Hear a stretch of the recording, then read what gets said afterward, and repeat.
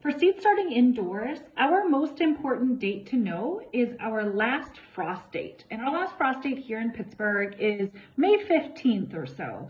So that means that we are safe to plant our most tender plants outside after May 15th.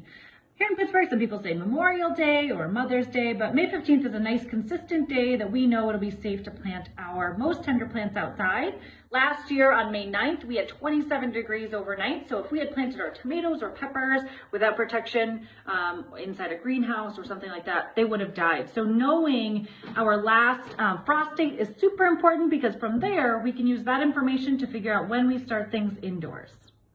One of my most favorite tools for figuring out when we should be starting things indoors is on Johnny's website. Johnny's is a really awesome seed company. We buy tons of seeds from them every year, and they have something called their Growers Library. And there's a lot of different resources about harvesting, about overwintering, about seed starting, all sorts of things. So I'm going to show you one of my favorite things for seed starting indoors. All right, so this is Johnny's website. I'm going to come here to the Growers Library and scroll down to the planting tools and calculators, and then down to the section under plant, the seed starting date calculator for seedlings. It asks what the spring frost free date is. We know it's not in March. We're going to change that to May 15th, and click enter, and it's going to populate all these dates for when we should be starting things indoors, because of when it's safe to plant them outside. So something like, let's look at collards. Collards we know are hardy, so we can plant them outside 4 weeks before our May 15th date. So we can plant them outside April 17th.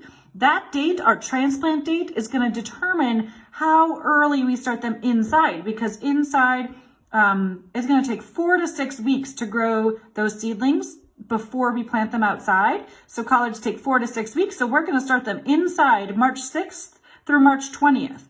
Those are the dates that we're going to plant them outside this April 17th. That's not to say we can't plant collards outside later than that or start seeds indoors later than that, but that's just if this is our target date, then we want to plan and count backwards 4 to 6 weeks, and that's our March 6th through March 20th. So something different, like let's say tomatoes, we want to plant those 1 to 2 weeks after our last frost date.